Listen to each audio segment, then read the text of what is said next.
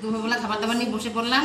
প্রথমে আছে লেবু, কাঁচা লঙ্কা, শুকনো লঙ্কা, টমেটো, পেঁয়াজ, শসা, পেঁপে সেদ্ধ, আলু সেদ্ধ। আলু সেদ্ধটা মাখা হয়েছে তোমার সর্ষে আর শুকনো লঙ্কা একসঙ্গে ভেজে নেওয়া হয়েছে, ওইটা দিয়েই মাখা হয়েছে আলুটা। এই আলুটা মাখা দিয়েই তোমাদের ভাত খাওয়া যাবে, খুব সুন্দর সেন্ট হয় সর্ষে ভাজা দিয়ে মাখলে ভাড়া। এটা হচ্ছে পটল ভাজা, আর আছে দেখো মুড়ি ঘন্ট, মাছের মাথা দিয়ে মুড়ি ঘন্ট করা হয়েছে। আর এই দেখো চিকেনটা পাতলা পাতলা করে ঝোল করা হয়েছে, আর রঙটা আমাদের লাল হয় না কারণ শুকনো লঙ্কা খাওয়া না তো তার জন্য।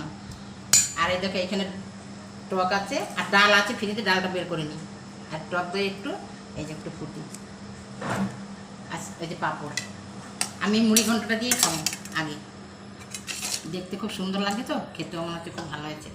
মুড়ি ঘন্টটা দিয়ে খেয়ে নেবো, তারপরে সব কিছু দিয়ে খাবো আস্তে আস্তে, কিন্তু মুড়ি ঘন্টটা আগে খাবো। মুখে বন্ধ করে দিই, খুব সুন্দর হয়েছে।